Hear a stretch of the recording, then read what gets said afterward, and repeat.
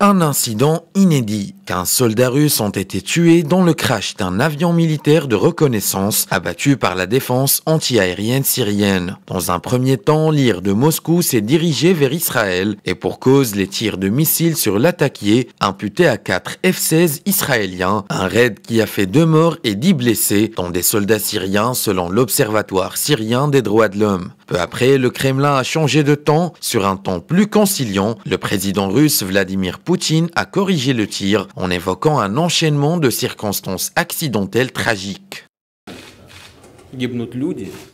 L'aviation israélienne n'a pas touché notre avion. Toutefois, et sans aucun doute, nous devons nous occuper sérieusement de cette affaire.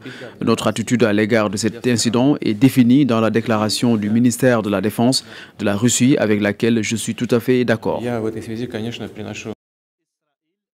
Après rectification, Moscou a annoncé que l'Ilyushin 20 aurait été abattu par erreur par la défense antiaérienne syrienne, celle-ci ayant précédemment ouvert le feu pour intercepter des missiles aériens visant des dépôts de munitions dans la province de Latakia. De son côté, l'armée israélienne, elle, a contesté que son aviation se soit servie de l'appareil russe comme couverture. Dans un communiqué, elle a reconnu que ces appareils avaient attaqué un site de l'armée syrienne, d'où, selon elle, des systèmes entrant dans la fabrication d'armes était en passe d'être livrée pour le compte de l'Iran. Lors d'un entretien téléphonique avec le président russe, le premier ministre israélien Benjamin Netanyahu a indiqué qu'Israël restait prêt à agir contre l'Iran en Syrie, en évoquant notamment les tentatives de ce pays de transférer au mouvement libanais Hezbollah des armes destinées à être utilisées contre Israël. Pour sa part, le secrétaire d'État américain Mike Pompeo a exprimé sa peine pour la mort de l'équipage de l'avion russe, rappelant la nécessité de parvenir à des solutions permanentes, pacifiques et politiques.